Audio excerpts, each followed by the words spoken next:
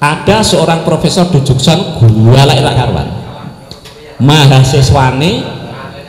Mahasiswane itu pas bimbingan disertasi proposalnya dibuat. Wah, apa itu kayak cah S1. Itu. Saya tidak segala itu, Pak. Tidak segala itu. Saya itu terkenal galak, tapi nek nilai murah ya yang. Jadi saya itu galak di depan karena saya ingin mendidik, tapi nek nilai ini tetap murah, Pak. Dan saya tidak pernah punya mahasiswa yang tidak lulus, semua pasti lulus. Hanya mengulang ya, tapi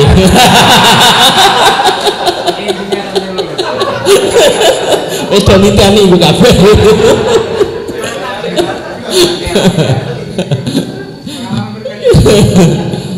Terus profesor yang di Jogja itu oleh mahasiswa itu cerita kepada keluarganya, iki piye aku bimbingan sebolak-balik dibuat terus. Loh, kowe iku kan santri awit cilik. Iya. Kowe rak diajari kiaimu kon maca Yasin sing akeh. Terus diwacake Yasin ping 40 profesor iku. Wis bar balik Pak mriko. Proposal ajek sing iki dibuat niku digawe meneh. Dari mana? Dari Semarang. Semarang mana? Semarang Kedurungan. Ini real Pak, cerita saya itu real, terjadi betul. Ndi proposal. Kamu kenal dengan kiai ini? Oh niku masih Pak Le. Lah iku Pak D. Lah iki bapak kula. Oh, berarti iku santri ya. Nggih. Ndi tidak dibaca langsung tanda tangan nih. Loh. Coba bayangkan hebatnya surat Yasin itu. Luluh Pak. Luluh. Meskipun bisa ditambahi donga. Bismillahirrahmanirrahim. Alhamdulillahirabbil alamin. Wassalatu wassalamu ala sayyidina Muhammadin wa ala alihi wa sahbihi ajmain, amma ba'd. Para kiai,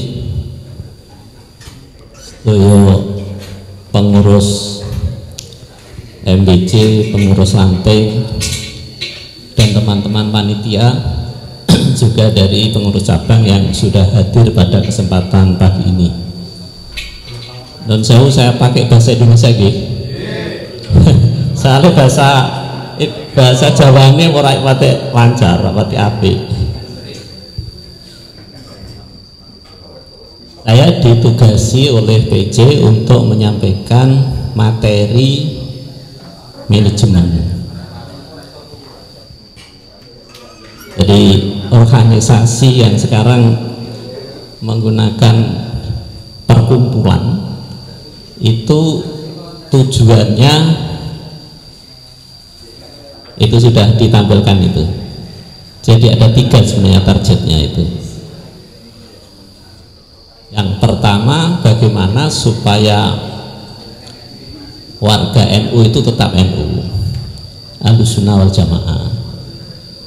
Yang kedua, anak-anak kita yang di madrasah itu berkisar hanya 11% Pak. Jadi yang 89% itu sekolahnya di SD, SMP, dan SMA. Untuk jaga tetap NU itu piye? Itu kira-kira nanti diskusinya di situ. Gue juga hilang. Yang kedua tentang pendidikan, dan yang ketiga tentang sosial. Jadi intinya hanya 3 sebenarnya. Tapi sosial itu kan isinya banyak. Ada ekonomi, ada budaya, ada politik, ada hukum. Lah organisasi itu intinya kan hanya satu. Bagaimana tujuan itu tercapai. Jadi organisasi dianggap baik kalau targetnya tercapai, baik itu tingkat cabang, ranting, sampai PB. Oleh karena itu semua pelaku organisasi, terutama Suriah beserta Katib, Tanfidiyah beserta sekretaris, itu harus paham betul bahwa targetnya bisa tercapai. Untuk bisa tercapai itu tidak bisa sendirian. Saya berikan ilustrasi atau gambar kasar saja. Pak Said itu kalau ketemu istrinya, Pak Said akan menyumbang namanya sperma. Ya pokoknya sedangkan ibu akan menyumbang sel telur.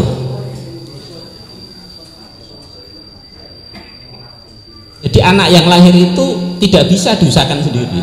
Itu contoh organisasi itu begitu. Jadi kalau kerjasama nggak terjadi, targetnya tak tercapai.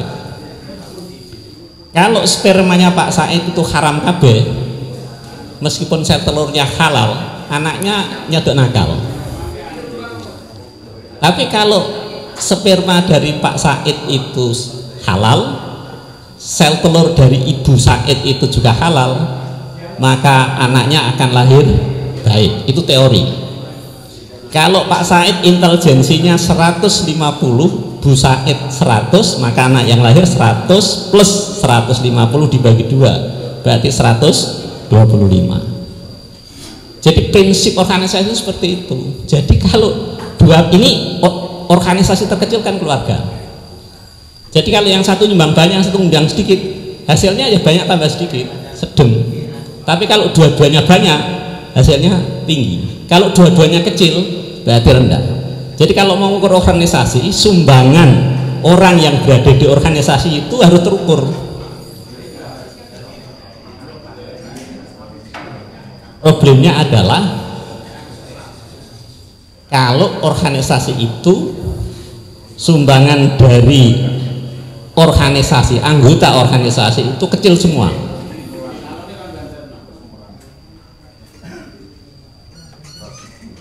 Itu prinsip organisasi itu seperti itu. Terus bagaimana supaya organisasi itu hasilnya optimal? Itu kan pertanyaan. Kalau pabrik jarum itu yang punya pabrik ngomong pada direkturnya. Direktur itu kalau dalam NU kan ketua Suriah sama ketua Tanfidiyah. Tahun lalu untungnya 10%. Ini sampan ketua baru, Suriah baru, Tanfidiyah baru. Kira-kira untungnya berapa persen? Tapi itu kalau di pabrik kan terukur. Terukur. Pertanyaannya di NU itu bisa nggak diukur? Saya akan berikan satu contoh, misalnya di dunia pendidikan itu, kalau contohnya di bidang lain saya kurang. Misalnya begini, saya berikan contoh yang gampang saja. Warga di desa Bantrum itu jumlah anak yang akan dewasa itu misalnya ada 1000 orang. Yang sekarang NU katakan 800 orang. Berarti ada 200 yang belum NU. Begitu diganti pimpinan, apakah jumlah itu menurun atau naik? Kalau naik berarti pimpinan itu berhasil dalam mempertahankan Ahlussunnah wal Jamaah. Itu contoh yang paling kecil gitu. Pertanyaannya, apakah ranting punya data? Ini pertanyaan. Jadi jenengan jawab Pak, satu saja. Saya minta contoh Pak Yanto ini, Pak Yanto. Sampean ngono ngerti lah, wargane sampean sing NU temenan ya ngerti NU terus nglakoni prilakune NU. Sampean ngerti lah jumlah pirang persen dari jumlah penduduk di situ? Ah ya sudah, sampean tak sedo urung ngerti gitu aja. Nah, ini saya bicara ini Pak, organisasi yang orientasinya uang memang ya. Tetapi sebenarnya prinsip organisasi itu seperti itu.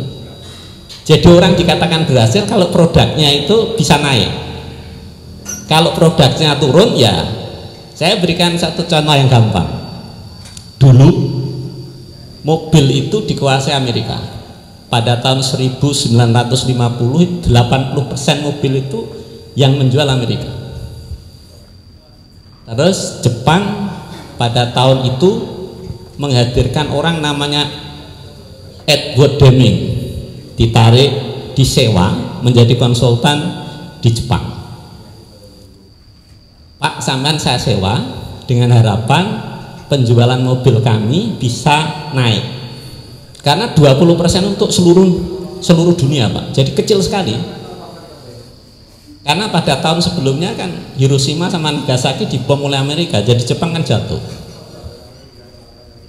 Terus Edward Deming bilang gini, tetapkan dulu sasaran pasar. Ini. Jadi kalau NU sebenarnya sasaran untuk meng-NU-kan itu siapa yang di-NU-kan? Itu tahapnya kan ada paling tidak ada 3 grup. Kalau diukur pakai standar sekolah itu kan SLTA, SLTP, SD, MI, Sanawi, Aliyah. Yang perguruan tinggi kan dianggap sudah balik, sudah jadilah itu. Misalnya nenggok ya sudah kadung nenggok.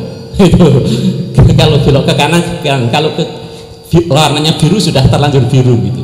Sebenarnya yang kita olah itu kan yang belum dewasa. Dewasa itu umurnya kalau laki-laki itu berkisar 25 tahun. Kalau perempuan itu berkisar 21 tahun. Jadi anak-anak yang akan dewasa ini harus disiapkan menjadi manusia. Ini saya bicaranya satu bidang, menjadi Ahlussunnah wal Jamaah. Akidahnya ya sesuai dengan apa yang diinginkan NU Al-Asy'ari, kemudian fikihnya ya ala madzhabil arba'ah. Sebab kalau Malaysia hanya satu Pak, Malaysia itu hanya Syafi'i, yang lain tidak boleh hidup. Di sini kan agak longgar. NU itu boleh papat, salah satu boleh dicampur-campur ya. Naik haji sih itu, ya Pak. Iya. Khusus haji itu dicampur-campur biasanya gitu. Lalu untuk akhlaknya bisa menggunakan Al-Ghazali misalnya. Itu harus ada target yang jelas. Jadi untuk MI, nah ini untuk pimpinan Pak ya, itu memang harus ada target. Tadi pertama jumlah sasaran. Sasaran itu kan ada yang memang NU sudah baik. Kalau baik ini ditingkatkan menjadi kader penggerak nanti. Itu berapa orang di ranting A misalnya. Kader penggerak itu orang yang sudah akidah syariah sama akhlaknya memang sudah mapan. Tapi kan harus terdata. Orang ini tetap harus dikelola karena dia menjadi calon pimpinan. Lalu yang kelompok tengah itu kira-kira ya hanya 70% penguasaannya. Lalu kelompok bawah itu yang di bawah 50%. Ini cara ngolahnya kan beda-beda. Yang 50% berapa orang? Nah, kalau belum punya uang dan belum punya tenaga, paling tidak ditarget saja. Misalnya yang A 10 orang, yang B 10 orang, yang C 10 orang. Diapakan ini? Maka pengolahannya tidak perlu massal kalau memang tenaga yang ada di ranting itu tidak cukup. Tapi target itu harus ada. Kalau targetnya tidak ada sama sekali kan lalu kita tidak ngerti. Untuk yang Ansor siapa yang ngolah? Untuk Fatayat siapa yang ngolah? Untuk yang lepas tidak di madrasah tidak, tapi mereka berada di SD, SMP, SMA, siapa yang ngolah itu? Itu yang terbanyak, yang sekitar 90% itu, karena yang di madrasah hanya 11%. Kita jangan ayem-ayem kalau di LP Ma'arif itu kan yang diolah di madrasah yang terbanyak. Lah yang SMP negeri siapa yang ngolah? Di SMA negeri ini kalau kita biarkan, satu saat mereka ini kalau sudah pindah ke kota yang multi, yang banyak alirannya, mereka bisa hilang Pak.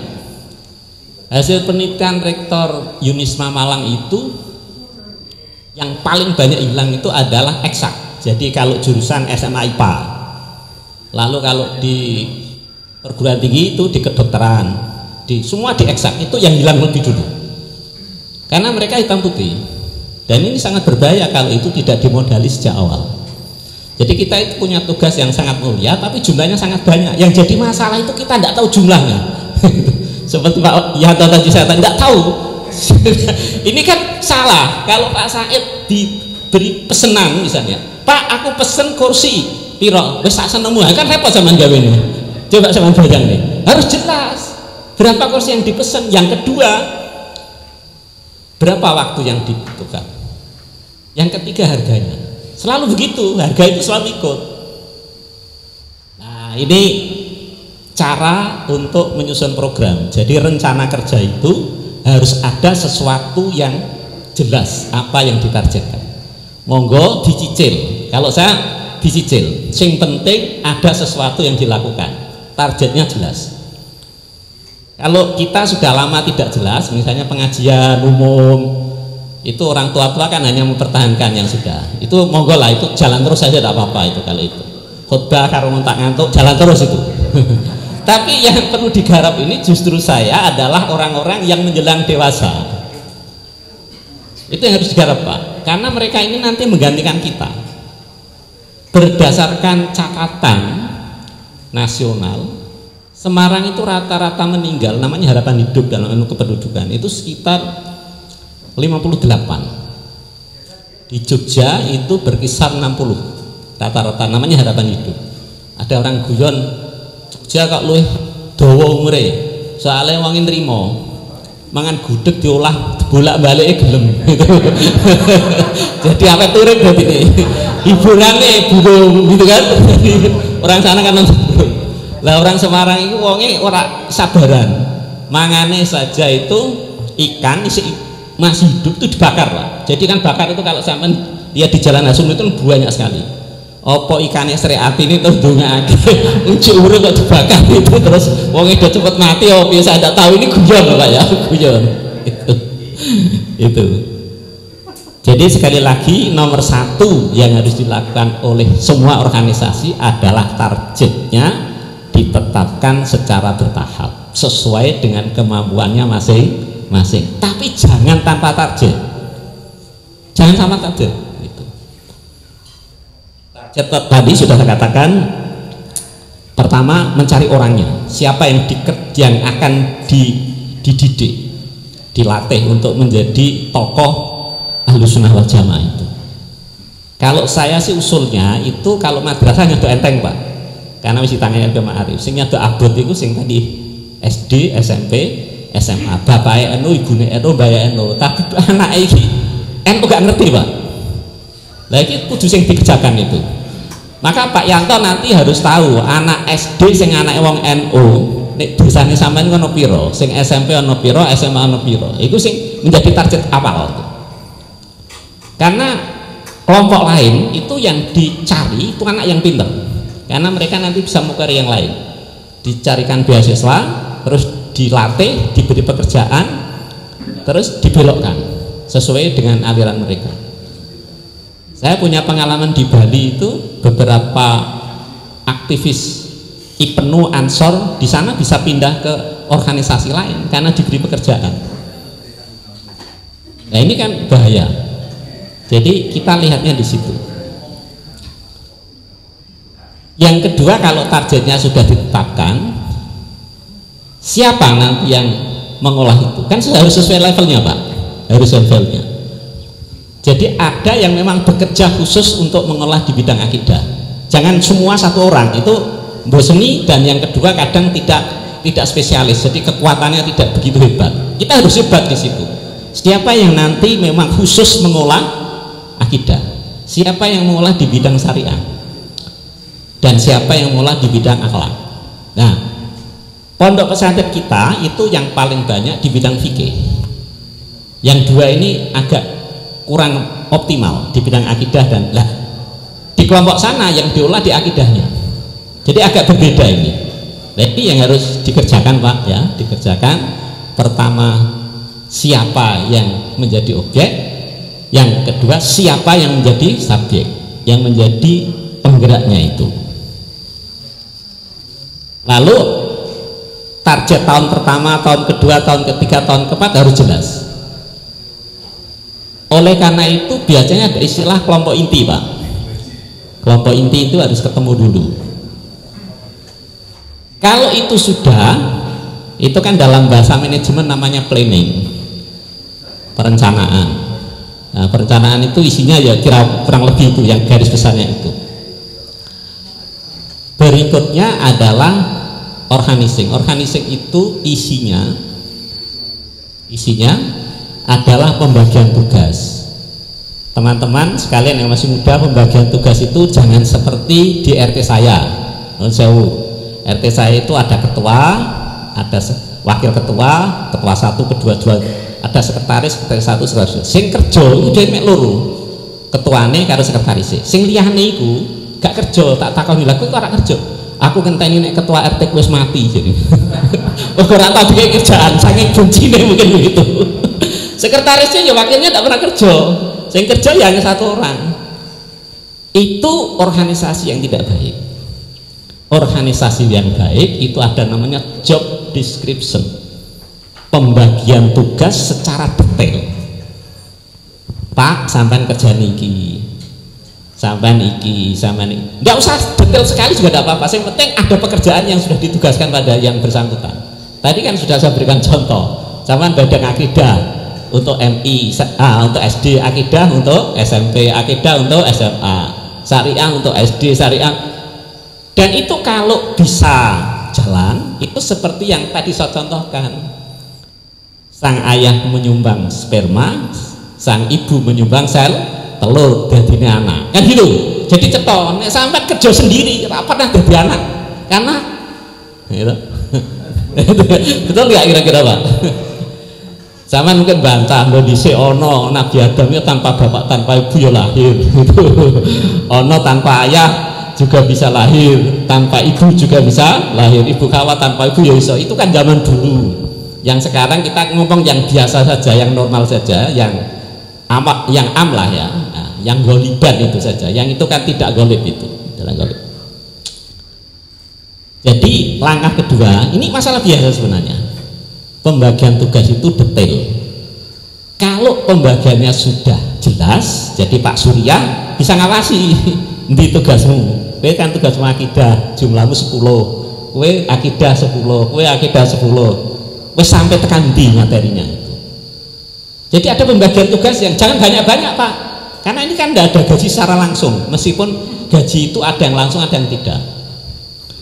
Nah, kita ini sudah kadung terlanjur sing jenenge gaji itu sing ditandatangani sing di dalam amplop. Itu salah, itu salah.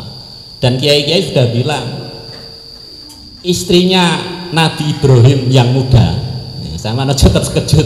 Memang istri Nabi Ibrahim kan kalih nggih. Sing muda itu sing usulake sing bojo tuwa. Bener nggih? Nak berarti wonten nggih. Ora ono. Takok Surya iki ora ono. Ora ono.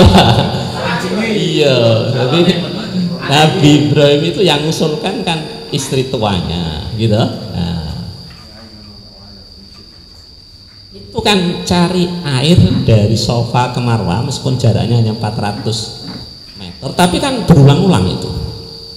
Dapat boten? Tidak dapat. Tuhan memberi rezeki di kaki Ismail, di sekitarnya tempatnya Ismail.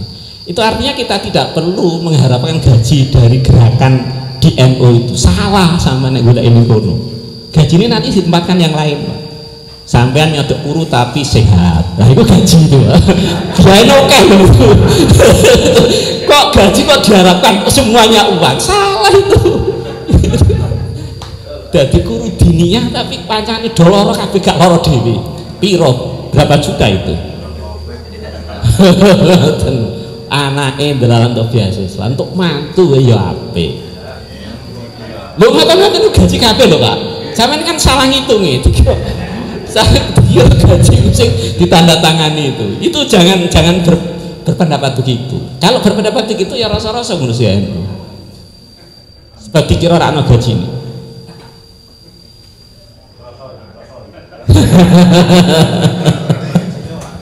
Itu. Jadi saya ulangi, pengorganisasian itu harus ketat. Dan Pak Kiai, Pak Surya, Tanfi dia harus ngerti sampai di mana. Nah, itu untuk mengetahui sampai di mana itulah yang dalam bahasa manajemen namanya controlling. Jadi dikontrol. Kalau ngontrolnya tiap hari capek Pak Yai, gitu. Jadi sampai nggih jadwal. Nek sampean niku kader untuk penggeraknya itu ada 10 di jadwal. Hari Jumat pertama gitu kan. Itu Pak A, Jumat kedua Pak B. Mereka sudah tahu, nanti laporan. Gak usah tertulis apa-apa piye wis tekan ndi mulang. Seneng Mbak? Bayai. Wis tak dongake muga-muga uripmu barokah istiqomah. Seneng ya gajinya itu. Kok golek gaji liyane wong itu sudah luar biasa kok itu. Itu doa itu kan inti, gitu. Wong sholat itu isinya as-sholatu ad-doa. Jadi penting controlling. Berikutnya mungkin setahun sekali, 1 semester sekali ada namanya evaluasi. Evaluasi itu hasil akhir. Nek kontrolnya kan pas proses tadi. Nah ini prinsip-prinsip manajemen itu tidak sulit itu sebenarnya, ya hanya itu saja. Studi, ya, direnungkan. Iki anu Pak. Tapi kenapa kita harus melakukan itu? Kita semua khawatir kalau anak kita tidak tetap NU. Lah engko nek ora sida mlebu swarga sing digoleki suryae. Mbok coba Mbak Surya ya. Sing digoleki piye mbate kok iso sing NU menurun. Sampean sing ditimbali malaikat.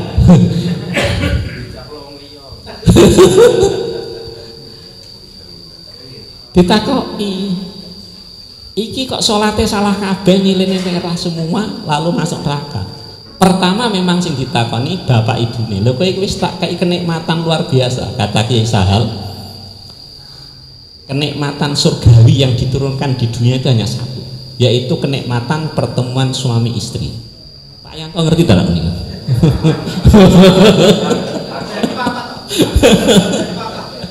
Hanya satu. Jadi kenikmatan surgawi yang diturunkan untuk diincipi itu hanya satu itu. Karena saking tingginya harganya, maka lalu imbalannya anak yang lahir menjadi amanat orang tua. Kalau sampai masuk surga, sampai masuk neraka, kita bertentangan dengan sebuti Pak. Bayatan ora apa? Oke, makanya Pak Bayatan kersake kula berhenti. Soalnya kula niki lagi garap Pak Mbak Surya iki. Tapi dia melayu mari iki. Tapi surya-surya nanti sama sebenarnya. Ojo serius-serius Pak, ini kan kita ngerembuk masa depan anak kita, anak cucu. Jadi kita memang harus rembukan serius ini. Karena orang lain juga rembukan serius. Mereka punya tim khusus untuk merebut kekuasaan di bidang akidah.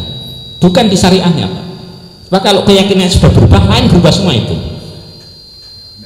Jadi yang utama keyakinan, masalah akidah ini. Iki bener, iki salah, itu nah gitu.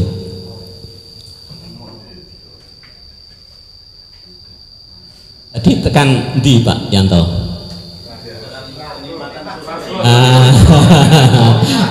Pak Yanto ngomong ngono kuwi iku tertarik dene.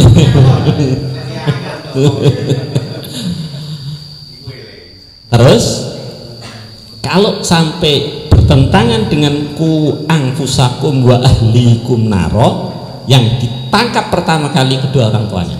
Kenapa anakmu bisa masuk neraka? Dipanggil. Sudah di surga turun, anakmu protes karena mlebu neraka itu gara-gara bapak ibune gak tenanan gitu.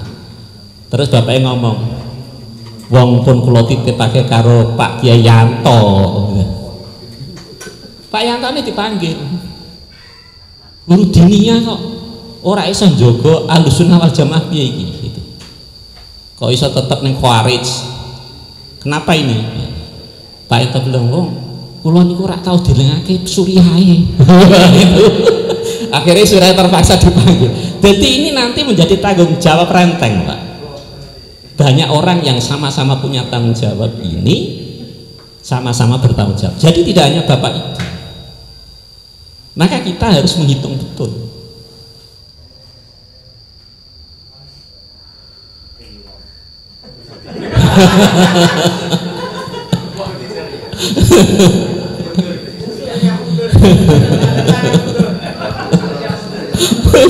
Kata wae metu.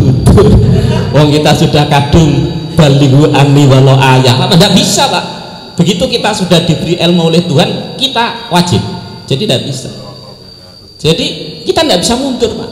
Kalau kita diberi uang banyak, ibadahnya sedekah sunnah yang diperbanyak. Kalau kita sudah kadung pinter, kita kudu mulang. Nek kedong terlanjur miskin, ibadah apa wong miskin? Wong sugih ibadahnya karo sedekah sunnah yang diharapkan terbanyak. Pejabat sedekah yang terbanyak, ya ibadah yang terkuat adalah tentang perilaku adil. Guru mulang. Nek wong miskin sabar ibadahnya. Sabar karo qanaah. Lah nek surya tanggung jawabnya coba Ahlussunnah wal Jamaah.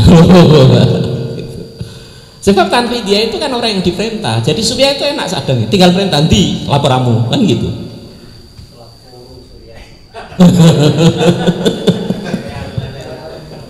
Memang Surya dalam anggaran dasar rumah tangga itu adalah pemimpin tertinggi kok. Yang bertanggung jawab tetap Surya. Tanfi dia itu pelaksana. Nah, untuk menjaga ini Pak, bagaimana supaya target itu tercapai, itu banyak yang harus dilakukan. Pertama, tentang komunikasi harian. Dulu sudah pernah saya sampaikan, komunikasi itu sekarang kan sudah bisa diwakili pakai WA dan HP. Maka orang-orang yang ditugasi itu harus punya grup sendiri-sendiri. Grup akidah, grup syariah, grup akhwat. Ini terus melakukan komunikasi. Lalu diberikan motivasi, kowe wis sing sregep, kowe nek sregep kowe anakmu dadi wong apik-apik. Nah, motivasi, bermotivasi. Karena begini Pak, otak manusia itu diberi kekuatan oleh Yang Maha Kuasa. Kalau menerima informasi itu akan membentuk satu garis tipis. Kalau sama telepon lagi, wis tekan di garisnya menebal sedikit. Ditelepon lagi tebel. Jadi kalau sering ditelepon, lalu akhirnya menjadi kepribadian, menjadi sikap pendirian hidup. Tetapi syaratnya yang memerintah itu juga melakukan. Yang merintah harus melakukan. Kata Imam Al-Ghazali, kalau ono pemimpin, ono guru kok perilakunya kasar, jangan mengharapkan muridnya halus. Nek ndekne bakhil, jangan mengharapkan murid dan anak cucunya dermawan. Kalau dia tidak ikhlas, jangan mengharapkan pengikutnya. Jadi inilah keteladanan. Uswah hasanah itu latihan di situ. Jadi ternyata komunikasi itu ada komunikasi yang menggunakan lisan. Itu yang terima telinga Pak. Lah, kaulang sakira, komunikasi yang kuat, yang berat, yang bisa menggerakkan hati nurani itu, kalau komunikasinya dari hati, itu akan diterima oleh hati. Kalau yang ngomong itu sudah mengamalkan, yang lain tergerak. Jadi Tuhan memang memberi kekuatan di situ. Jadi kalau Surya keset, tanfi dia keset, kahtipe keset, ngongkon ku enting Mbak, orang anu, gak nyetrum, kurang nyetrum gitu. Jadi ini Surya tanfi dia orang patek sergem, orang patek kuat, itu gak nyetrum. Pidato di mana-mana gak ada setrume. Enteng. Jangan kita kok sedih lah itu.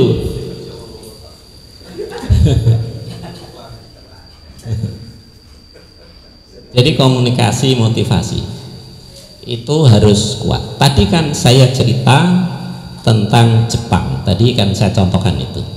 Jadi Jepang itu dipesan oleh konsultannya, coba pelajari pelangganmu itu siapa. Waktu itu lalu dilacak, yang mungkin bisa dijadikan pelanggan nomor 1 Indonesia, Malaysia, Filipina. Ditanya, kamu ingin mobil yang harga berapa? Yang murah tapi mengkilat. CTY dilakukan survei. Apakah orang NU golek mobil sing warna hijau, Muhammadiyah biru, Golkar kuning? Itu diteliti itu. Akhirnya dibuat sesuai dengan pesanan itu. 1970 Jepang sudah menyamai Amerika dalam waktu 20 tahun. 1980 Jepang di atas Amerika. Sejak itulah Amerika baru sadar bahwa ngupio pelanggan itu penting. Itulah yang sekarang dilakukan oleh DPR. Itu sebenarnya mengikuti teori itu Pak. Yang DPR jatuh singgung ya. Jadi yang dikupio itu pelanggannya siapa. Nah ya semacam-macam bentuk gitu.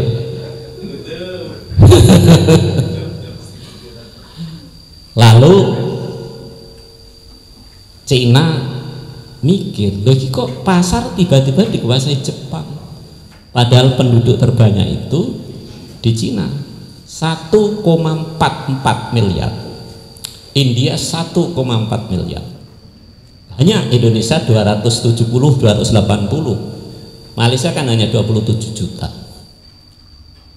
Cina lalu gini, ini kan pendudukku banyak, saya akan membuat mobil termurah, HP termurah di dunia. Karena apa? Penduduknya banyak, dibayar murah pun tidak masalah, yang penting kerja. Akibatnya Cina nggawe barang termurah sak dunia, orang sing nyaini. Apa yang terjadi sekarang? Dikuasai oleh Cina.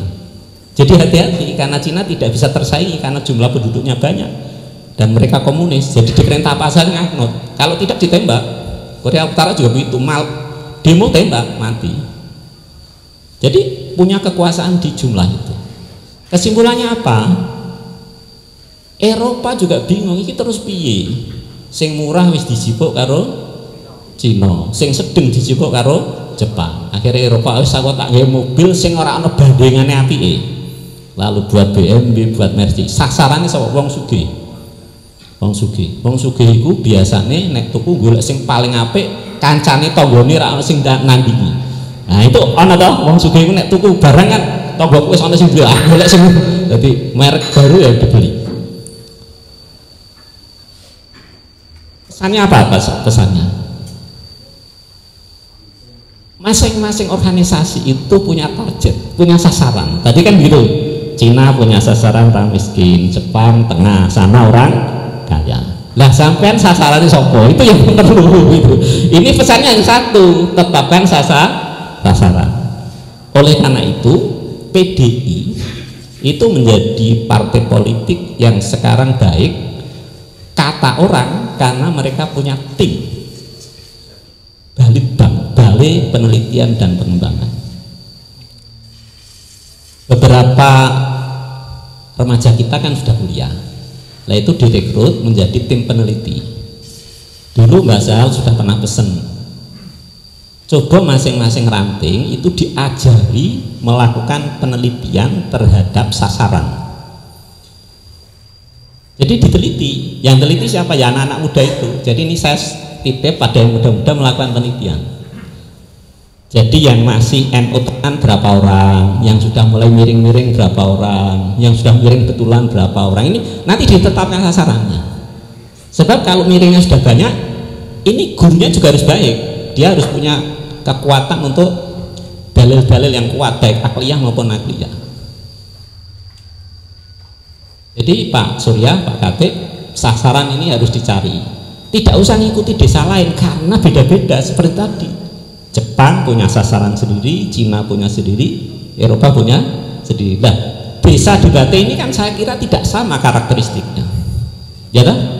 Nah, itu perlu digarap. Sehingga garap muslimat sopo, sehingga garap fatayat, tapi menurut saya yang paling utama itu yang muda dulu. Karena yang tua kan umpama boto wis kadung garing, jadi nyoto angel dirubah-rubah. Sing masih muda ini,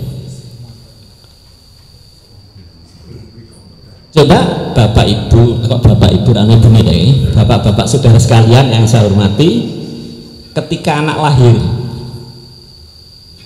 itu butuh tidurnya berkisar 23 jam per sehari semalam.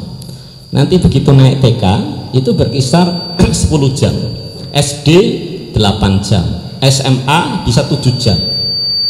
Pak Surya itu kalau sudah usia 60 lebih itu hanya sekitar 4 jam. Seumur 90 itu hanya butuh tidur 1 jam. Itulah sebabnya maka banyak hadis yang menyatakan makin tua orang itu sebenarnya makin untung. Karena apa? Peluang untuk sholat malam itu sangat tinggi. Wong ora ngantuk, nyanto itu sih butuh 8 jam itu ya. Itu sih ngantukan itu, tangi jam dulu sih ngantuk. 23 jam. Mengapa saya cerita itu? Nabi kan bilang tidurlah di fi awal laili, tidur di awal malam supaya setengah nisful lail atau sulusul lail itu bisa bangun. Untuk apa? Terutama suqiyah. Bocah-bocah sing wis miring daftari di Fatihah Istighfar bah. Sing wis nyodok miring-miring iku jenenge. Lah itu kan harus punya data. Sak desa iku bapake NU tapi bocah mulai miring mergo kuliah ning Jogja apa ning ndi. Lah iki kejaba ada usaha lahiriah, harus ada usaha batin. Jadi terus ranting sing nyadok keset-keset itu daftare ditulis Pak ini. Nek begitu Fatihah siji-siji. Nah ini usaha Pak. Saya punya bukti masalahnya, punya bukti ada seorang profesor di Jogja gualek rak karuan. Mahasiswane itu pas bimbingan disertasi proposalnya dibuat. Wah apa itu kayak cah S1 itu. Saya tidak segala itu Pak. Tidak segala itu. Saya itu terkenal galak tapi nek nilai murah ya yang. Jadi saya itu galak di depan karena saya ingin mendidik tapi nek nilai ini tetap murah Pak. Dan saya tidak pernah punya mahasiswa yang tidak lulus, semua pasti lulus, hanya mengulang ya tapi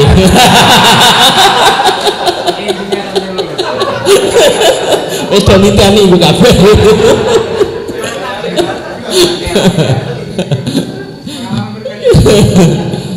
Terus profesor yang di Jogja itu oleh mahasiswa itu cerita kepada keluarganya iki piye aku bimbingan sebolak-balik dibuat terus. Loh, kowe iku kan santri awit cilik. Iya. Kowe rak diajari kiaimu kon maca Yasin sing akeh. Terus diwacake Yasin ping 40 profesor iku. Wis bar balik Pak niku. Proposal ajek sing iki dibuat niku digawe meneh. Dari mana? Dari Semarang. Semarang mana? Semarang Kedurungan. Ini real Pak, cerita saya itu real, terjadi betul. Di proposal. Kamu kenal dengan kiai ini? Oh niku masih Pak Le. Lah iku Pak D. Lah iki bapak kula. Oh berarti kiai iku santri ya. Nggih.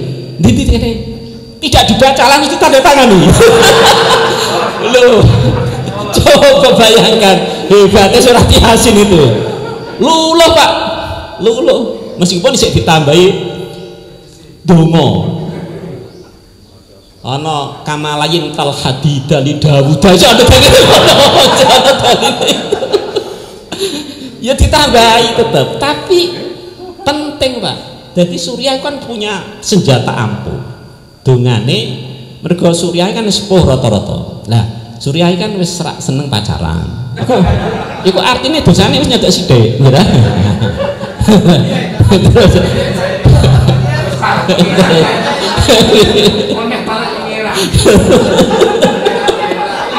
Terus dan mulane dongane Surya luwih mandi timbang dongane sing nom-nom itu.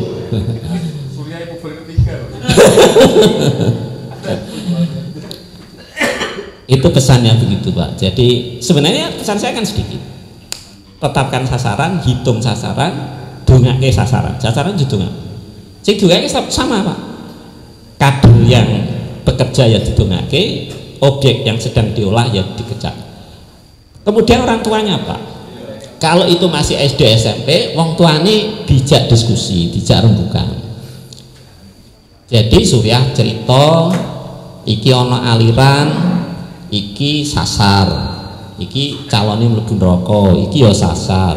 Sing hak sing bener mek siji, yang kita yakini kan yang bener mek siji. Kan itu dari 70 lebih itu aliran itu kan hanya satu yang benar, yang kita pilih itu. Jadi kita itu berjuang mati-matian untuk membawa orang supaya tetap ada jalur yang benar. Nah itu orang tuanya jadi diskusi Pak. Nanti kalau orang tuanya wis cocok, nanti berjuang bareng-bareng. Berarti Surya juga berhubungan dengan orang tua anak-anak yang sudah agak tidak begitu lurus itu. Sing penting Pak Katib nek nelpon wong sampean jaler aja ning ibune. Kok salah sasaran bener malah. Aja ning ibune, bapake. Ngoten. Lah nanti kalau coba wonten peristiwa ngeten. Niki real terjadi. Ana guru takfid.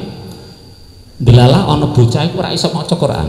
Macane ya ora tajwide ora bener tak. Makroje ya salah kabeh. Akhirnya terus dia nelpon ke orang tuanya. Delalah sing nampa iku ibune. Halo, assalamualaikum, waalaikumsalam. Niki putrane jenengan nggih. Kok nilainya Al-Qur'ane kok jelek sekali? Nggih niku ten griya keset banget ya. Kula ajari nggih angel. Lah terus pundi? Kula nyuwun tulung sih Pak Guru, jenengan privat. Jadi daleme putih terus takokke omahe kene itu. Moro privat pertama jalan biasa, kedua jalan, ketiga itu ibune melu nyedak-nyedak. Melu kula nggak diajari Pak Kiai gitu. Lah Bapak Ibu di Bapak empun mboten ten mriki, kula niku rondo. Waduh lho, bareng pun pada gurune iku sing didelok ayu. Kacau to, Yan. Kacau nek kacau. Lah iki terus piye gitu. Oleh kepala madrasah wis berhenti ae Pak. Aja diteruske ora apik. Lah terus piye lah aku ngomong kapan digenti guru sing wanita. Bukan saja tata tertibnya begitu. Sampai potongan ini tertarik.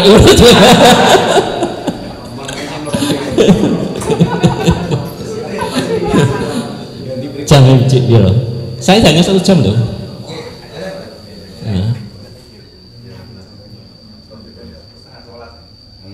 Sampai jam berapa? Oh, oke. Hanya jam berapa ya? Kalau cerita terus Pak kepenak. Monggo. Tanya jawab dulu. Terus niku kan kesimpulannya pimpinan harus susun program, tapi dasarnya harus data. Nah, sing nom-nom itu yang dikenal namanya analisis kebutuhan. Bahasa Inggrisnya forecasting. Jadi sebelum buat program itu lacak dulu datanya lengkap. Itu pekerjaan. Nah, pekerjaan ini bisa kerjasama dengan anak-anak muda untuk mengumpulkan data lapangan. Jadi kita nanti di bidang ekonomi apa yang harus dikerjakan. Soal hasil, sama nggak usah mikir hasil itu. Hasil itu urusan Gusti Allah. Sama ini kan tugasnya ikhtiar toh. Kok ono sing ngomong wanyel, lho sama niki ora wilayahe kok dipikir. Kan lho Pak, iku mboten wilayahe. Wilayah sampean itu wektune pulang-pulang. Wektune maca-maca. Iso dadi sugih, iso dadi pinter ku urusan Gusti Allah. Sampeyan aja nyampuri urusan Gusti Allah. Mikirnya kabotan niku. Nggih lho.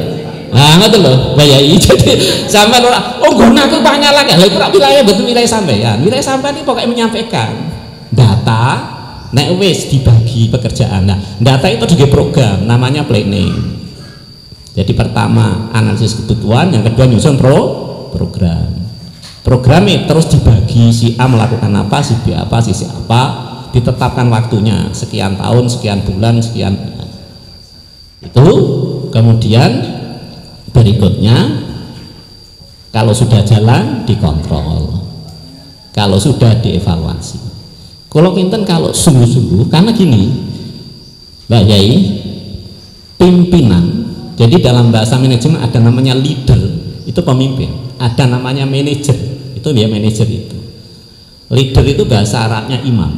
Nabi kan bilang kun imaman muto'an au makmuman muti'an wala takun salisan jazu'an. Jadilah imam yang bisa ditaati. Imam yang bisa ditaati itu karena sudah melakukan sendiri, gitu loh. Jadi imam-imam saya ditaati ku mergo dhekne dhewe keset. Iku sing bahasa nggih. Angger imame keset, makmume itu keset, Pak. Tapi jangan menjadi orang ketiga. Dadi imam ora iso ditaati, dadi makmum senengane nyerimpungi. Wonten ta mboten ngoten niku? Ono. Wong itu sudah diteliti memang ngoten niku kok. Wonten ngoten niku. Lah pendidik kelompok yang nanti menyampaikan itu juga nanti akan terbagi jadi 4 Pak. Sing siji ono kiai guru sing pinter tur sregep, itu sing diharapkan. Sing nomor loro pinter tapi keset. Nomor telu nyodok bodoh tapi sregep. Sing nomor 4 keset tur. Nah ini sampean pilih lagi. Ini juga bisa dikelompokkan sehingga nanti sampean kalau sudah jalan ketemu nih, oh iki cocok iki pinter tur sregep. Bisa ditambahi keset bodoh tur bakhil, repot meneh iki. Ini nanti diatur. Monggo kalau mau bertanya silakan. Terima kasih. Monggo Pak Rof. Saya Ahmad Al-Bari dari Bahu, Ranting Bahu, menanyakan apa yang telah Bapak paparkan berkaitan dengan masalah pendidikan.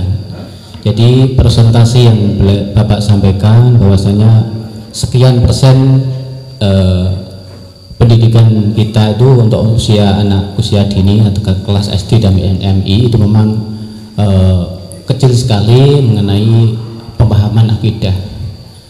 Pernah ini saya sampaikan dalam forum KKMI Kecamatan Badalit, mengapa di min madrasah yang begitu besar dan anak-anaknya orang pinter atau orang-orang kaya itu banyak yang masuk di situ, tapi mengapa tidak dikasih materi aswaja, padahal yang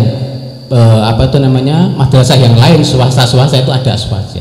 Pernah saya sampaikan pada Pak Mustan dulu ketika almarhum, ini nggak direspon tapi malah katanya min itu lebih sifatnya umum, katakan seperti itu, seperti yang Bapak sampaikan tadi SD, padahal min itu adalah kepanjangan dari Kementerian Agama yang itu notabene dari awal adalah yang didirikan oleh Kiai Wahid Hasim.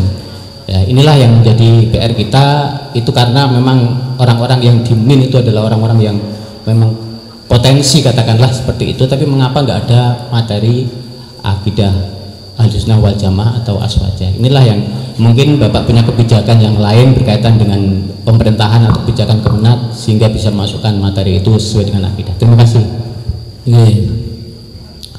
Gini Pak, kalau negeri itu kan milik bersama ya, ya no NU, no Muhammadiyah, no Persis gitu. Jadi kalau nanti NU masuk ke situ, Muhammadiyah juga masuk ke situ. Maka lalu kenapa harus ada lembaga NU sendiri? Itu karena memang NU kan tidak puas dengan sekolah negeri. Kalau ingin nambah ya membuat sendiri. Muhammadiyah juga membuat SD Muhammadiyah, NU juga membuat sendiri. Itu secara umum begitu Pak. Tapi Bapak tidak usah yang itu kan pokoknya membuat saja sendiri, membuat kegiatan sendiri. Saya berikan satu contoh aja. Kalau dulu itu kan ada kelompok IPNU itu kan sampai sekarang kan harus dihidupkan Pak. Jadi IPNU itu hanya kerjasama, jadi ranting itu kerjasama dengan lembaga terkait untuk meminta izin menyelenggarakan kegiatan itu di luar jam, di ekstra atau kurikuler. Itu aja Pak. Maka ini kan program PJ itu kan ada buku saku untuk tingkat SD, buku saku untuk tingkat SMP, buku saku untuk tingkat SMA, tapi ya belum selesai ini. Nah itu nanti harus didampingi Pak, harus didampingi. Karena itu kalau memang bapak dan saudara sekalian biarkan, itu nanti besarnya tidak tahu NU Pak. Karena materi yang dipelajari kan banyak itu, banyak. Itu Pak jawabannya. Jadi yang negeri memang biasanya begitu Pak. Termasuk di UIN sendiri ya tidak boleh mengajarkan KMU, tidak boleh Pak. Yang boleh itu adalah ada aliran yang berafiliasi ke NU, itu pemahamannya begini, ke Muhammadiyah begini, nah, silakan pilih gitu. Tapi di tingkat MI kan belum bisa, mukoronatul madzhab itu kan pasti berat.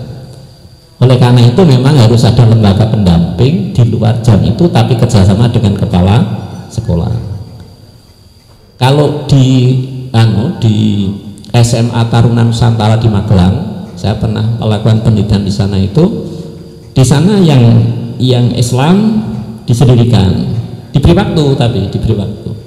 Yang Katolik sendiri, yang Protestan sendiri, Hindu sendiri, Buddha sendiri. Disuruh mencari guru sendiri, tapi berada di kampus, berada di dalam. Jadi pada saat jam agama itu lalu ngelompok. Yang Islam di sana, tapi sama-sama diberi waktu. Paling-paling itu yang kita bisa perjuangkan Pak. Nah, nanti dirembuk di tingkat PC. Jadi semua SD negeri, SMP negeri, SMA negeri, NU harus masuk melalui pintu kokurikuler atau ekstra kurikuler. Jadi terjadwal di luar tapi seizin. Jadi ada jam tertentu. Kira-kira itu enggak masalah, karena kalau itu campuran agama itu kan masing-masing berhak untuk menambahi materi itu. Gitu. Sebab kalau hari libur itu biasanya anak-anaknya enggak mau. Misalnya liburnya akad, terus pas akad ada tambahan itu kan lalu capek itu. Nah, jadi di jam-jam tertentu saja. Nah, itu yang harus kita perjuangkan, betul Pak, itu harus diperjuangkan bersama, dan itu harus izin bupati, izin ya, itu harus nanti sampean usulkan saja itu. Jadi ini kan hukum itu kan berdasarkan elatnya ya, jadi ini kan ada elatnya begitu ya, ya nanti diupayakan bersama-sama. Bagus Pak itu kalau bisa dikoordinir. Yang penting memulai Pak, memulai. Tapi yang paling gampang sebenarnya tidak melalui itu Pak. Yang paling gampang itu peranting. Tadi kan saya sebutkan ranting Bantrung itu yang SD kelas 6 yang sudah mau balik kelas 5, 6 itu berapa orang? Nah itu lalu dikerjakan sendiri di jam tertentu. Jam tertentu. Sekarang kan bisa pakai media sosial. Kalau ingin murah, kalau sudah SMA, SMP itu pakai media sosial saja, pakai Google Meet apa-apa. Jadi nanti dipedagogin oleh itu juga bisa, lebih murah itu sebenarnya. Tapi ya tergantung juga ya. Sebentar Pak ya. Terima kasih masukannya. Padahal kalau kita klasifikasi untuk MIN saja itu persentase yang mungkin dari non NU itu kecil sekali ya. Andai kata itu masuk di mungkin wilayah Kemenak itu ada materi seperti itu, sungguh luar biasa. Jadi enak sekali kita perjuangan ya. Itu Pak. Tapi nanti di tingkat nasional kan jadi masalah. Iya, di tingkat nasional kan orang-orang lain kan, loh itu kok boleh masuk, saya berarti nanti di tempat kami juga kami masuk kan gitu. Jadi nanti sama juga rugi di Jogja yang mayoritas kelompok lain kan juga akan masuk kan itu Pak, nanti jadi iri itu. Maka yang negeri itu kan milik bersama ya, materinya diajarkan semua itu Pak ya. Monggo bertanya Pak. Monggo. Sebentar ini moderator Pak.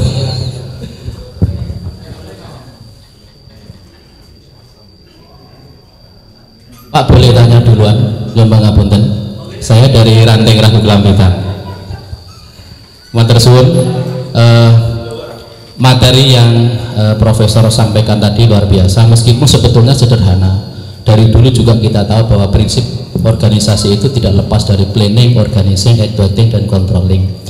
Tetapi pemaparan tadi memberikan cakrawala baru, membuka pikiran kita tentang apa pentingnya sebuah organisasi yang di planning secara bagus, di organizing dan dievaluasi.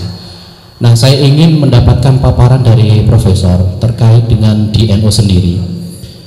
Kita melihat bagaimana NU ini menjadi organisasi yang dari sisi kuantitas jumlahnya paling besar sedunia.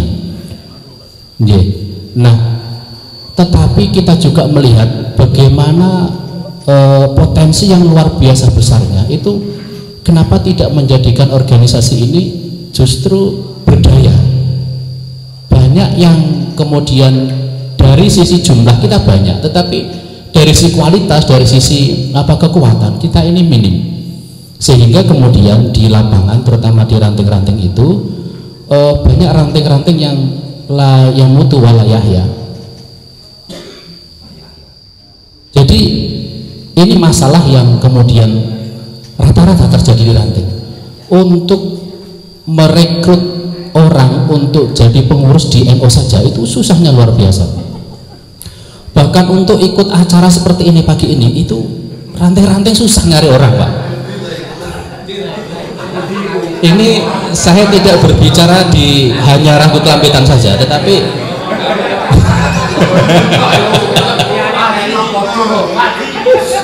ngapunten, ini bukan kemudian curhat secara kasuistis, tetapi kita berbicara secara umum.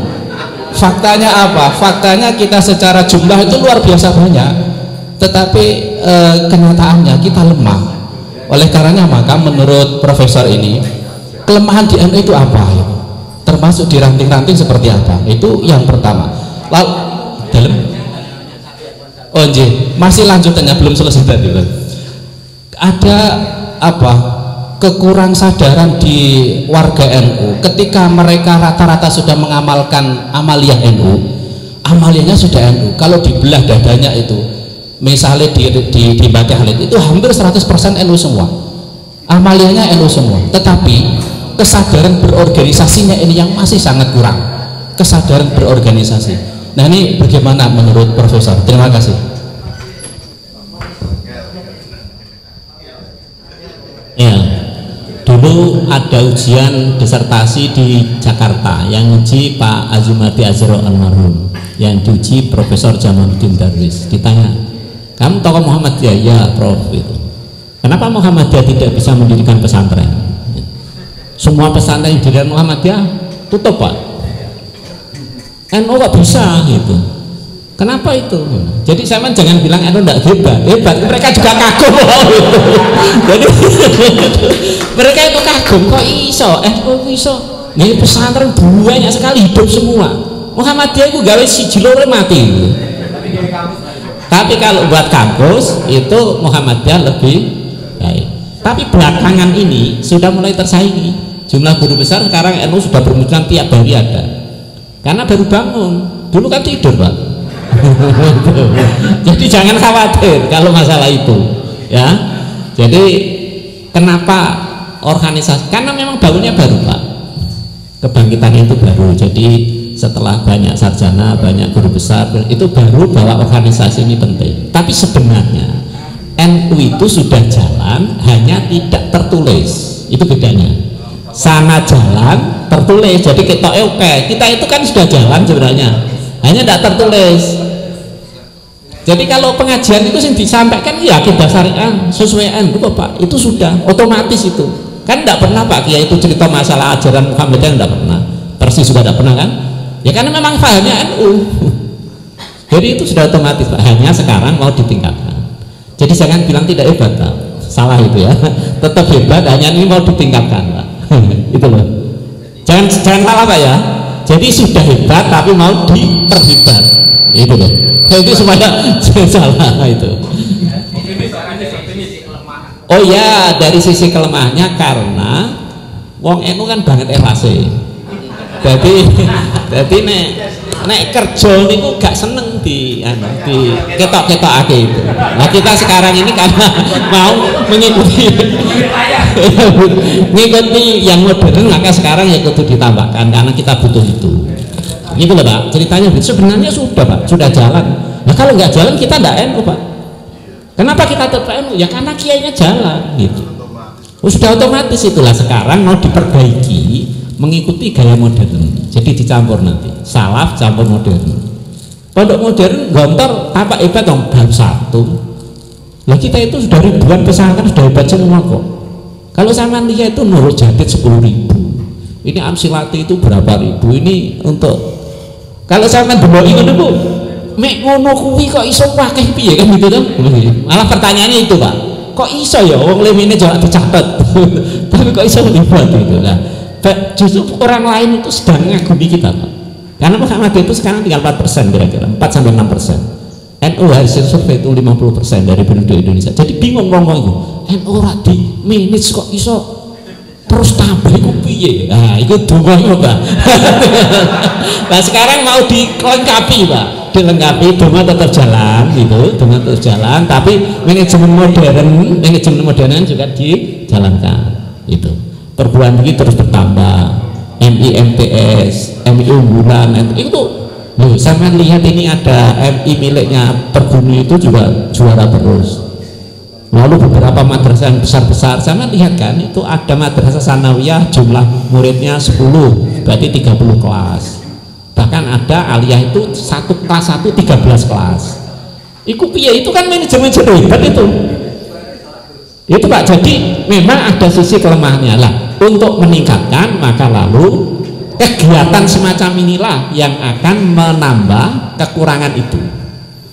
Jadi beda Pak kesimpulan saya NU itu sudah hebat tapi sekarang mau diperhebat, lalu dilacak kekurangannya itu, kekurangannya dilacak sekarang secara ilmiah. Nah itu yang harus ditambah Pak. Sampai jangan menunjukkan NU di pisau kiai ini. Itu lah ya.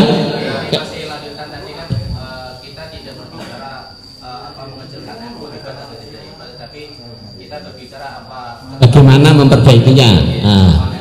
Kemudian ternyata di lapangan banyak warga NU sendiri yang tidak memiliki kesadaran.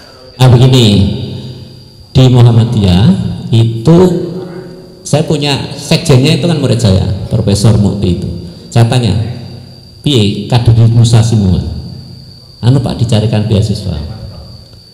Nah nanti kalau sudah beasiswa mulai MI, Sanawi, Aliyah, UIN, S1, S2, S3 itu nanti langsung jadi kader karena mereka merasa di sekolah Nah, NU sekarang sudah niru itu. Jadi sekarang pencarian beasiswa itu dalam jumlah banyak. Nanti semua kader yang di sekolah ke rumongso digedeke. Manut gak kira-kira?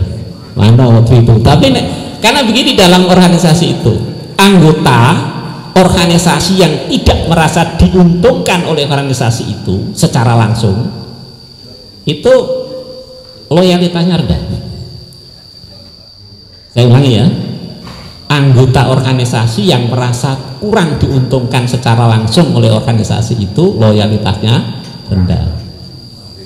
Tapi kalau merasa diuntungkan, mengapa arisan itu udah teko? Dia merasa dapat kok, iya kan? Secara langsung. Nah kita ini masalahnya menyadarkan. Memang ono gaji langsung yang tadi di pengantar, ono gaji tidak langsung, ini yang perlu disadarkan, Pak. Masalahnya kita ini kan terpengaruh oleh Barat, gaji itu sing langsung, sing gak langsung mengatakan orang menguntungkan, salah itu. Nah itu yang harus kita rubah persepsi itu. Jadi sekarang ini kan begini Pak, coba dengarkan baik-baik pesannya Kiai Amin Soleh dan Kiai Sahal. Tadi malam saya dari kajian karena memperingati haulnya beliau. Begini, Kiai Sahal sama Kiai Amin Soleh bilang gini, madrasahmu itu gede no, dan seperti paling gede lagi. Gawe perguruan tinggi, terus guru madrasah kon sekolah. Guru madrasah itu kok pondok wis pinter-pinter, tapi ra di ijazah. Dadi ngono ono rame ning jaman, terus ono satu kegiatan atau peraturan sing butuh ijazah, so mben iku terus ora kebagian. Padahal sing bayar pajak paling akeh ya wong NU. Delalah itu direspon oleh masyarakat Jepara terus gawe ini itu. Sekarang Pak, 60% sertifikasi itu ijazahnya kok ini itu jadi cita-citanya Mbak Sahal karo Mbah Amin Soleh itu sebagian sudah terpenuhi, sebagian.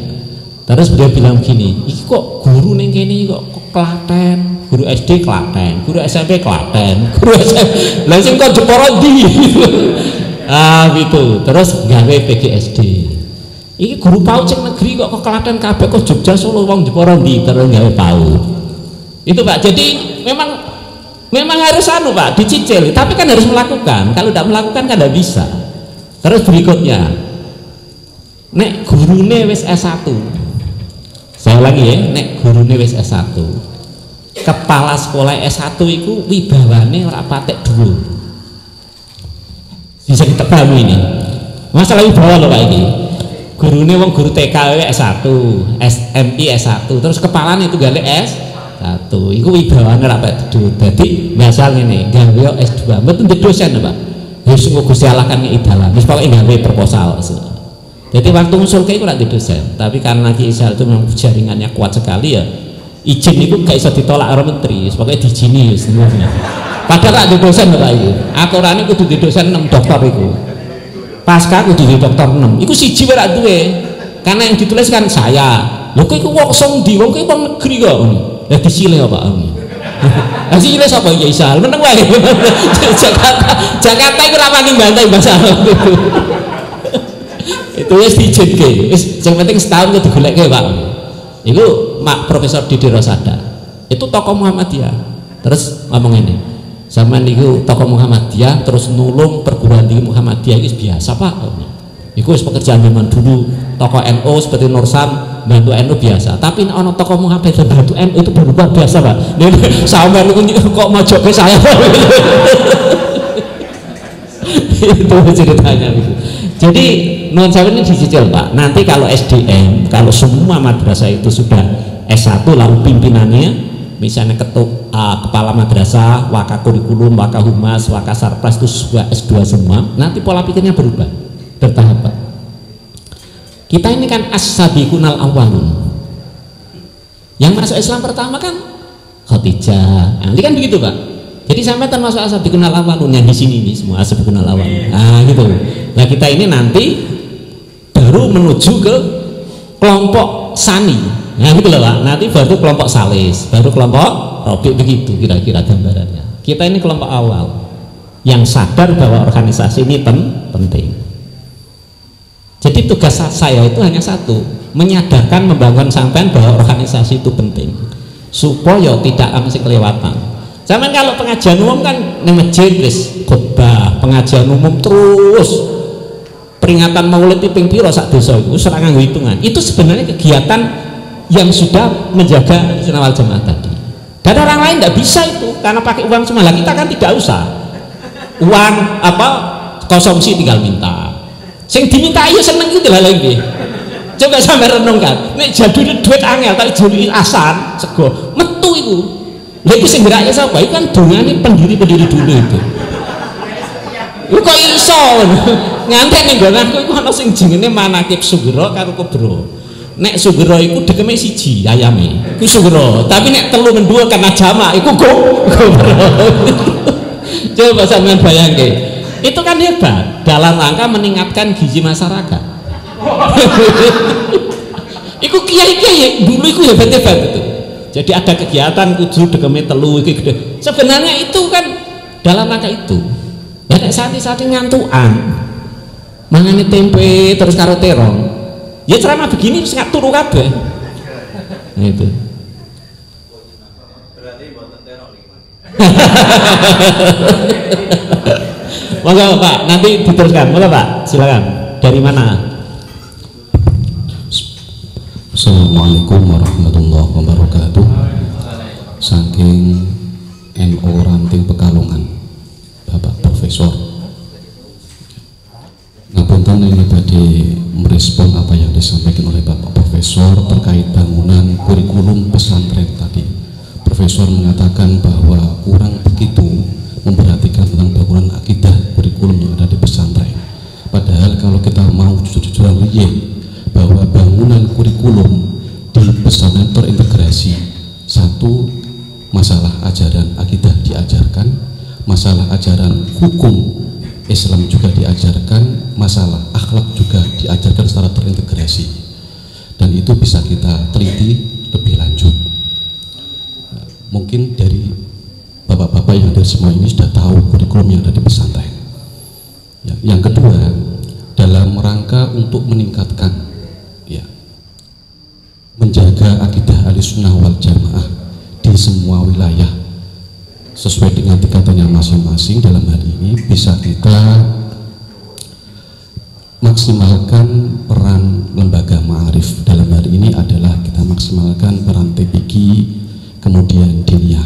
Bagi anak-anak setelah selesai sekolah formal, maka kita beri anjuran untuk melanjutkan atau mengisi waktu-waktunya di sekolah TPQ maupun diniyah. Di situ nanti diajarkan tentang materi-materi akidah maupun yang lainnya. Seperti halnya yang dulu kita laksanakan di kampung kita. Kita diajari aqaid sekel, nama-nama nabi. Itu kan semua dalam rangka untuk menguatkan ajaran Ahlussunnah wal Jamaah Nahdiyah. Dan ini perlu kita tingkatkan lagi. Ya, perlu tingkatkan lagi. Kemudian yang ketiga, dalam rangka untuk mewujudkan tujuan Nahdlatul Ulama. Tadi yang belum disentuh oleh Pak Profesor itu adalah tentang kemandirian Nahdlatul Ulama. Sejak dulu para pendiri Nahdlatul Ulama generasi awal-awal itu sudah mengajarkan akan pentingnya kemandirian Nahdlatul Ulama. Itu dimulai dari kiprah para pendiri beserta generasi berikutnya. Paling tidak misalnya kalau tampilannya ini asketisme, ya, subuh misalnya. Itu kalau kita membaca sejarah dari perjalanan Nahdlatul Ulama, ketika para pejuang-pejuang NU ini menghadiri muktamar itu, beliaunya itu ketika menghadiri misalnya di Surabaya, di Jakarta, itu tidak mau naik kereta yang VIP, ya, kereta yang ekonomi kelas 3, kelas 2. Bahkan kalau keluar Jawa itu naik yang ekonomi yang ikut yang kelas D yang bergabung dengan masyarakat secara umum, tidak mau dengan para elit-elit pada saat itu. Ya, inilah tampilan-tampilan para pendiri ulama yang saat ini itu seakan-akan sudah hilang. Ya, misalnya bahasa Samsul Arifin, misalnya saya contohkan ini. Kurang apanya bahasa Samsul Arifin itu? Seorang kiai, ahli usul fikih, ahli hukum Islam, seorang zuhud. Ya, pesantrennya besar sekali, pengusaha juga banyak ini. Ya, tanahnya banyak. Tetapi tampilannya ini, rumahnya, kalau saya membaca sejarah itu luar biasa. Rumahnya itu kecil banget. Ini adalah bukti-bukti keteladanan yang diberikan oleh para pendiri Nahdlatul Ulama. Dan ini harus kita realkan dalam bentuk perjuangan kita sekarang ini. Sekarang sudah memudah. Sing jeneng kiai saiki kudu misalnya kudu tampilannya kudu oke. Kemudian selanjutnya satu itu dulu ya. Iya. Yuk Mbak Syaiton sudah. Lalu Pak.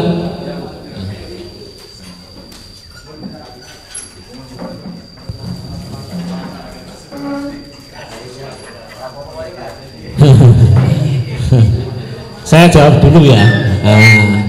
Yang untuk LP Ma'arif oke Mas, itu yang MI, MTS, Aliyah itu LP Ma'arif sudah itu.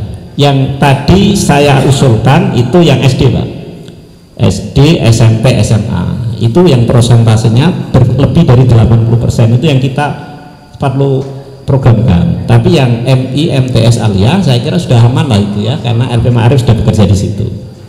Itu saya kira itu jawabannya ya, bisa ditangkap ya. Nah itu yang harus dilacak, didatakan supaya mereka tidak diambil orang. Yang kedua tentang kemandirian. Kalau sampai mendengarkan pidatonya Gus Yahya, saya juga kutip di sini, itu memang istilah kemandirian itu meningkatkan tingkat kemandiriannya, sehingga seluruh organisasi itu punya sumber dana yang kuat seperti organisasi lain. Kalau ini kan kita ini ya bisa jalan, tapi sumber dananya itu ya sambil jalan boleh, sambil jalan kan gitu ya Pak ya. Maunya itu kita harus membuat organisasi-organisasi lembaga perekonomian yang memang bisa mendanai, sehingga semua orang yang bekerja di situ memang bisa didanai secara mandiri. Itu maksudnya begitu. Kalau saya baca itu begitu. Jadi berat dari PBNU itu bunyinya begitu. Mandiri dalam arti semua organisasi punya sumber dana dan organisasi memang sumber dananya cukup. Jadi seperti RAPB itu loh, rencana anggaran belanja pendapatan dan belanja negara. Kira-kira begitu. Dan itu yang diminta. Maka organisasi yang begitu kan banyak sekali sekarang. Ada, kalau melihat program PBN itu kan kerjasama dengan Menteri Maritim, dengan perekonomian. Lalu ada pengembangan organisasi-organisasi nelayan, pertanian sawit dan seterusnya. Kalau saya lihat itu sekarang arahnya ke situ. Jadi tidak minta itu, maunya itu tidak minta mandiri dalam arti itu begitu. Tapi organisasi yang ada di masyarakat itu kerjasama dengan lembaga terkait, tapi difasilitasi oleh PBNU. Nah, kalau saya baca yang pidatonya itu begitu. Dan itu bisa, misalnya seperti perkebunan, itu kan banyak kebun-kebun yang kosong, itu nanti diminta lalu dikerjakan bersama, pembagian hasilnya seperti apa. Daripada kosong itu yang juran keliling itu masih banyak tanah kosong itu, tapi lalu digarap tanpa ada aturan pembagiannya, itu kan tidak halal juga, karena dia hanya tanam lalu diambil sendiri padahal itu bukan tanahnya. Nah itu NU menjembatani ke situ, nanti dari PBNU nanti dari atas sana ke bawah sama nanti. Itu namanya soliditas. Jadi sekarang itu maunya begitu, program itu dari atas ke wilayah sampai ranting itu sama. Ini program nelayan programnya begini, pertanian begini, kesehatan begini, itu dari sana ke sini. Sebab kalau sana yang rebukan itu lebih gampang Pak.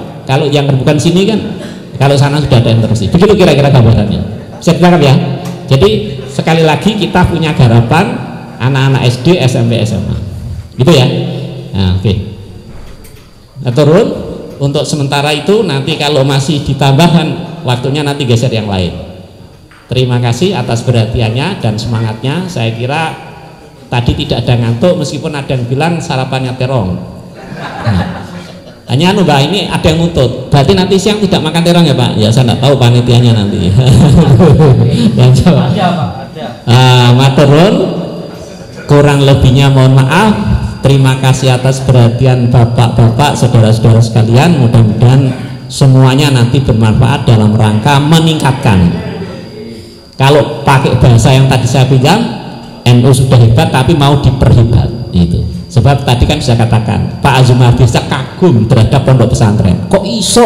Gitu. Berarti duit di sebuah gedung pirang-pirang santri ini beribu-ribu Muhammadiyah nggak bolak-balik tutup. Itu kita harus yang ngakui orang lain loh Pak, ini bukanan. Nah kita mau perhebat itu dengan manajemen modern yang tadi sudah saya sampaikan. Terima kasih. Akhirul kalam billahi taufiq wal hidayah. Wassalamualaikum warahmatullahi wabarakatuh.